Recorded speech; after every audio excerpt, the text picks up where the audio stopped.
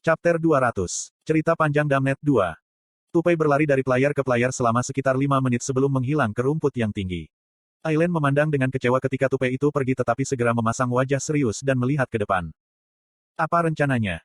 Aileen bertanya pada pesta Kim Suho. Yun Sengah telah memintanya untuk membantu Kim Suho, tetapi dia percaya dia harus setidaknya bisa selamat dari panggung menara tanpa dia menjaga dia. Jika kau benar-benar mau, aku bisa melindungi. Aileen berhenti di tengah saat dia menoleh ke samping dan melihat pesta Kim Suho. Dia mengendarai kendaraan keren yang menyerupai mobil salju. Itu hitam dan emas di permukaan dan tampak kokoh bahkan sekilas. Ah, kita sudah punya jalan.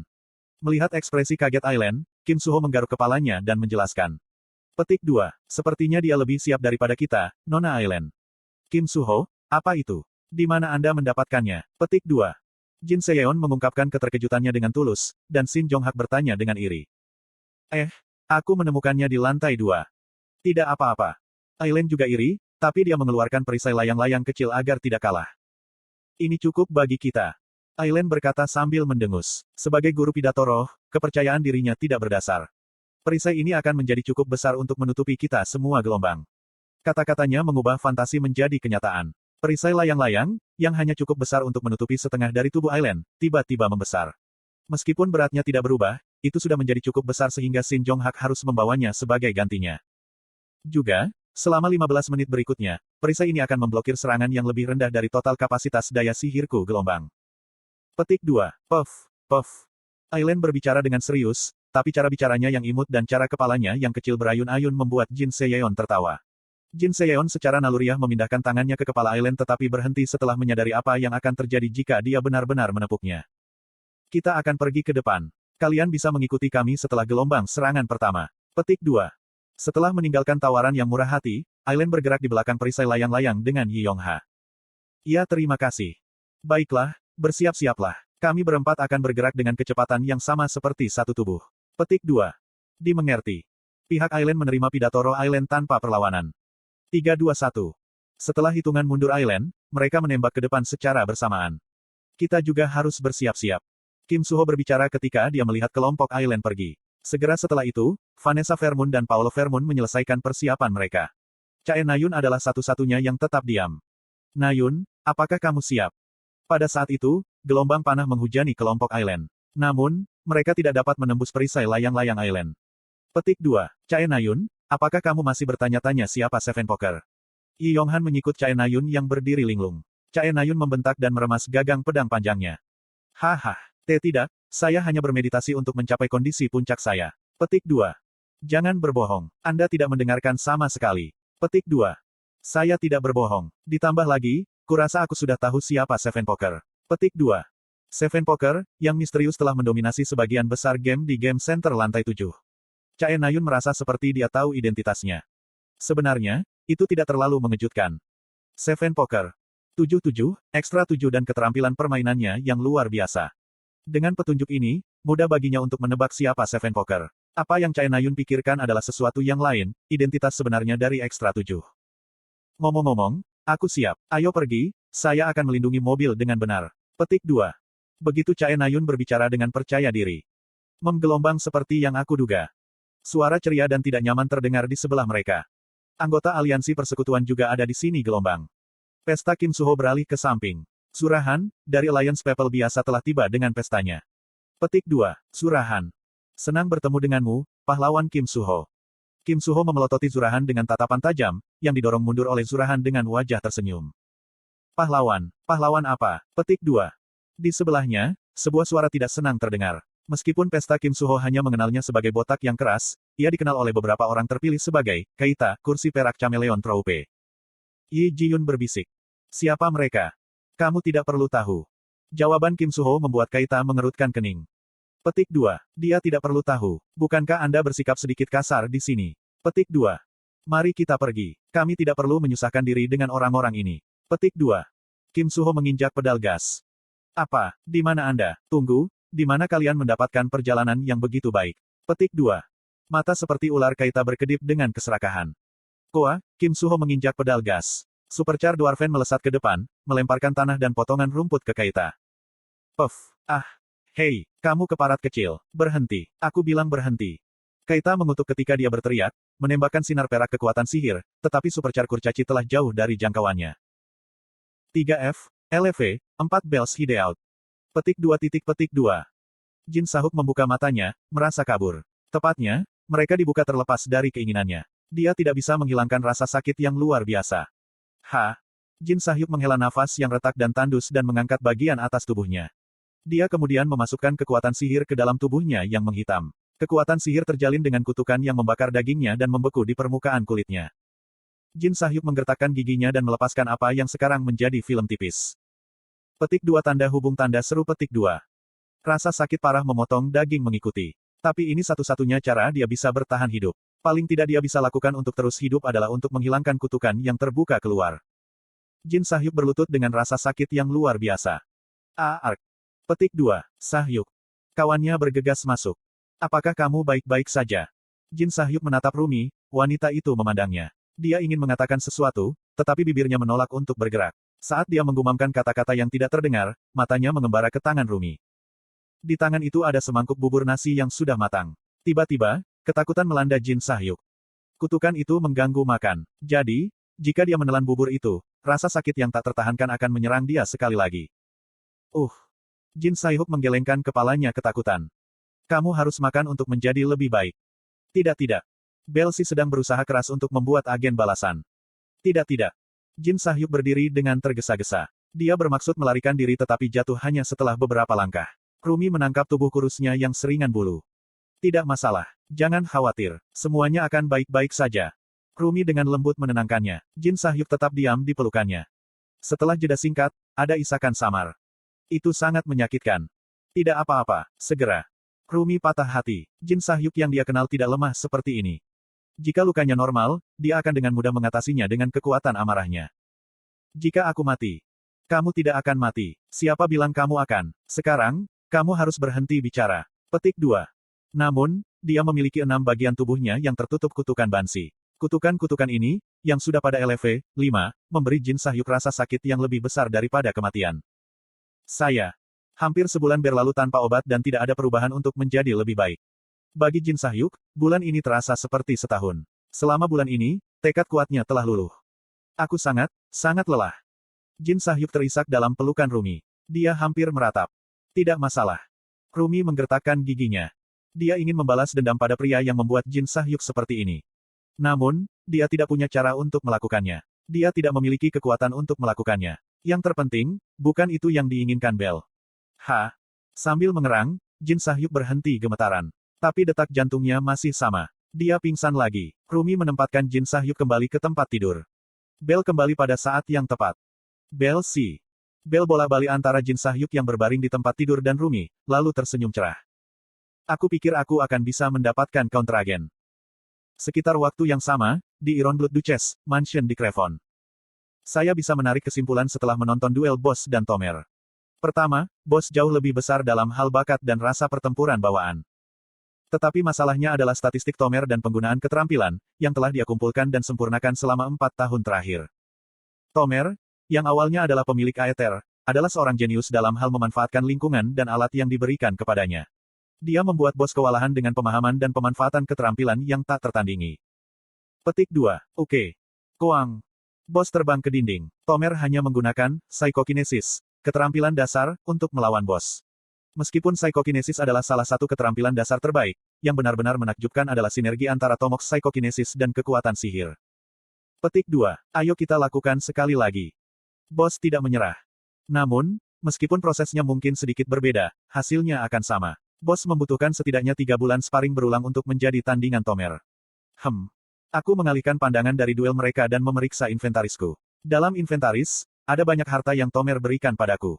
Melihat mereka saja membuatku senang. Tapi saya tidak bisa terus berpegangan pada mereka. Saya mengeluarkan mereka tanpa ragu-ragu dan mencabik-cabiknya dengan cepat. Anda menggunakan skill experience plus 30 kupon. Anda menggunakan skill experience plus 60 kupon. Anda menggunakan item experience plus 100 kupon. Hasilnya, sintesis menjadi LV 5, ekstraksi dan materialisasi permanen menjadi LV 6, dan satu-satunya keahlian khusus saya, algoritma, naik ke LV 5. Memutakhirkan Aether dengan algoritma canggih. Level 5 skill tercapai. Tantangan selesai, pemahaman dasar keterampilan.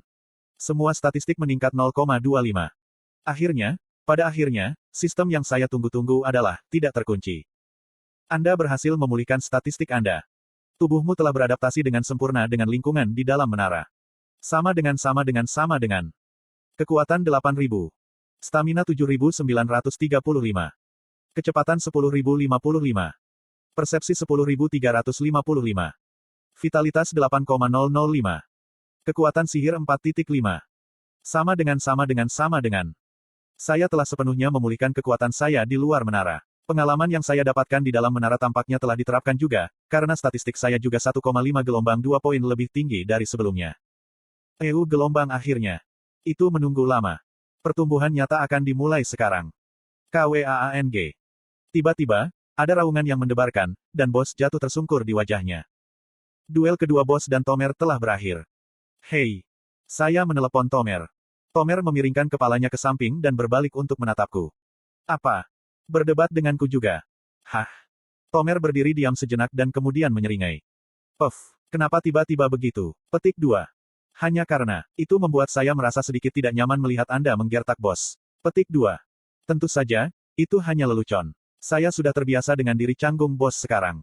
Bahkan, saya terlalu takut untuk berurusan dengan bos ketika dia serius. Oh ya, kalau begitu datanglah padaku. Petik 2.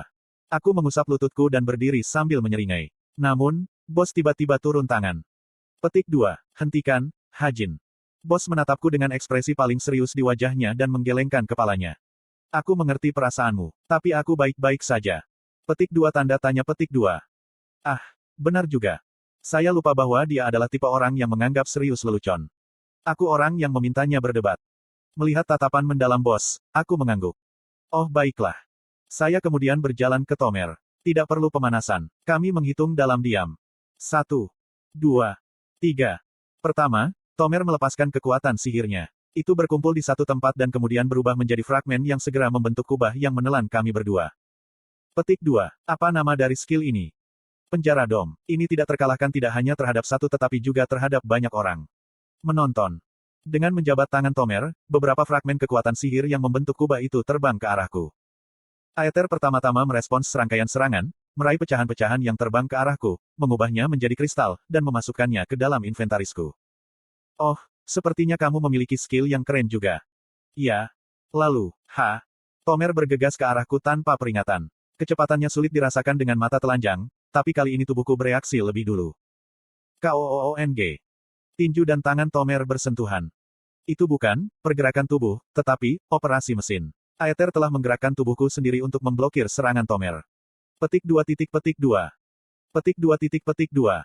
Saya menghentikan serangan Tomer dengan tangan kanan saya. Kurang dari sedetik berlalu pada saat ini. Yang muncul di benak saya pada saat itu adalah pistol. Hanya jika saya memiliki pistol di tangan kiri saya. Setelah berpikir begitu, sebuah pistol muncul. Itu bukan keajaiban atau imajinasi. Aether telah pindah dan membawanya ke saya. Aku membidik Tomer dan menarik pelatuknya. Oke. Peluru itu menggaruk pipi Tomer. Tentu saja, itu bukan kesalahan perhitungan di pihak saya. Tomer baru saja mengelak pada saat terakhir. Untuk menghindari peluru tepat di bawah hidungnya. Dia juga monster. Tapi aku masih tersenyum. Jika apa yang saya miliki di tangan saya adalah senapan, saya akan menang sekarang. Aku meremehkanmu, namun kamu. Tendangan Tomer mendarat di pahaku. Petik 2 tanda seru petik 2.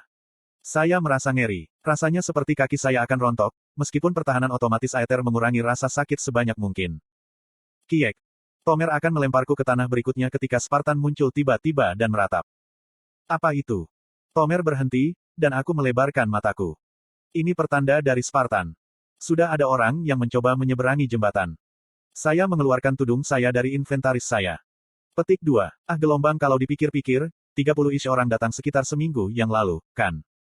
Ya, orang-orang itu adalah jin yang bersekutu. Petik 2. Tunjukkan pada mereka siapa bosnya. Saya mendengar mereka telah ikut campur dengan penduduk setempat. Petik 2. Saya memegang prasasti kristal portabel di satu tangan. Saya sudah pulih dari tendangan Tomer menggunakan LV, 4 Orb of Regeneration. Aku akan segera kembali. Saya pergi sekarang, bos. Petik 2. Saya memasukkan kekuatan sihir stigma ke dalam prasasti kristal. Perasaan ruang warping memeluk seluruh tubuh saya. World End Bridge, jalur menuju lantai 9. Aliansi masyarakat jahat tiba di sana setelah menculik dan menyiksa beberapa NPC Crevon. Petik 2. Jadi kita harus melewati sini. Kim Hakyo bergumam dan melipat tangannya. Jembatan ujung dunia. Nama itu jelas cocok untuk jembatan itu. Itu begitu lama sehingga orang tidak bisa melihat di mana itu berakhir, dan sepertinya binatang pemakan daging akan melompat kapan saja dari hutan gelap yang membentang dari satu sisi jembatan ke sisi lain. Pergilah, kawan. Untuk alasan ini, Kim Hakyo mengirim yang lain maju terlebih dahulu. Dia sendiri berdiri di dekat bagian tengah gerombolan, dengan aman dikelilingi oleh bawahannya. Jangan takut, tidak ada yang akan keluar. Petik 2. Mereka berjalan sekitar 5 menit di tengah-tengah dorongan Kim Hakyo. Tiba-tiba, kilatan cahaya datang dari sisi lain langit. Segera berubah menjadi seberkas angin dan menuju ke arah mereka. Hal yang tercermin dalam tatapan tajam Kim Hakyo adalah panah. Apa? Pesulap anteknya memasang penghalang pada waktunya. Tong. Panah tidak bisa melewati penghalang dan jatuh dengan lemah di tanah. Itu adalah panah kayu biasa. Kelucuannya membuatnya malu karena takut sesaat. Hahaha, apa ini? Ini seharusnya menjadi jebakan. Petik 2. Kim Hakyo mengambil panah dan menunjukkannya kepada bawahannya. Mereka tertawa bersamanya. Jelas, lantai 8 bukan apa-apa yang harus mereka takuti. Hahaha, permisi, ketua tim. Petik 2. Silasen, yang tertawa bersama Kim Hakyo, memicingkan matanya seolah dia telah menemukan sesuatu. Apa? Ada sesuatu yang menggantung di ujung panah. Hah? Kim Hakyo memandangi ekor panah. Ada selembar kertas yang tergantung di sisi bawah panah. Apa-apaan ini? Itu terlihat seperti pesan. Anda harus membukanya. Petik 2. Anda melakukannya. Kim Hakyo menyuruh Silasen melakukan pekerjaan itu. Dia membuang apa yang bisa menjadi jebakan ke bawahannya. Iya Pak. Silasen membuka lipatan surat itu tanpa ragu-ragu dan memiringkan kepalanya ke satu sisi pada isinya. Ini adalah... Apa? Kim Hakyo mengambil kembali catatan itu. Catatan itu hanya memiliki satu kalimat. Aku hanya akan mengizinkan 10 langkah ke depan. Apa ini? Lebih dari itu, silakan lihat di bawah. Ada gambar. Petik 2. Kim Hakyo melakukan apa yang dikatakan Silasen. Ada gambar lotus di sudut kanan bawah kertas. Teratai. Itu digambar dengan tinta. Gambar tinta lotus. Dengan kata lain, lotus hitam. Jelas siapa yang diwakili gambar itu. Petik 2. Kim Hakyo berpikir sejenak, jadi Black Lotus sudah diambang mencapai lantai 9. Tapi pemikirannya tidak bertahan lama dan tidak bisa mengubah apa yang akan dilakukan Kim Hakyo. Termasuk dia, ada 20 anggota aliansi masyarakat jahat bersamanya. Sampai sekarang, mereka telah mencuri berbagai statistik yang meningkatkan item dan keterampilan dari pemain dan NPC lainnya. Kim Hakyo yakin bahwa dia bisa menang melawan siapapun. Seorang pemula yang berani begitu berani. Semua pujian pasti sampai di kepalanya. Petik 2. Kebanggaan juga memainkan peran besar dalam keputusannya. Mundur tanpa memastikan musuh itu serius akan melukai harga dirinya, dan kalaupun benar, Kim Hakyo yakin dia jauh lebih berpengalaman. Hanya segelintir orang yang bisa memandang rendah Kim Hakyo di seluruh dunia. Siapkan penghalang jika terjadi serangan. Kamu tahu mantranya, kan? Petik 2. Iya Pak. Seperti yang diharapkan dari eksekutif Evil Society, dia tidak mengabaikan detail apapun. Ayo pergi. Langkah pertama, langkah kedua, langkah ketiga. Mereka berjalan maju dalam keadaan tegang. Akhirnya, mereka mencapai langkah ke-10 seperti yang tercantum dalam pesan. Peringatan Black Lotus langsung terbukti benar. Kiek. Jeritan keras burung terdengar, dan sesuatu yang hitam terbang dari sudut langit. Kim Hakyo tahu bahwa itu adalah panah. Karena itu, dia siap menghadapinya secara langsung. Hambatan. Serangkaian hambatan kokoh melonjak satu demi satu atas perintah Kim Hakyo. Sebanyak 15 hambatan dilapisi satu sama lain. Panah belaka seharusnya tidak bisa melewati mereka semua. Silasen, kamu mencari tahu dari mana panah itu berasal. Kim Hakyo dengan santai memberikan perintah berikutnya ketika dia menyadari ada sesuatu yang salah. Saat panah semakin dekat, nalurinya menderu lebih keras. Seperti meteor, jejak kehancuran membagi atmosfer kering menjadi 2. Semburan kekuatan sihir menyebabkan udara terbakar. Sebuah panah turun ke bawah, merobek awan. Pikirannya tidak bertahan lama saat seberkas cahaya jatuh.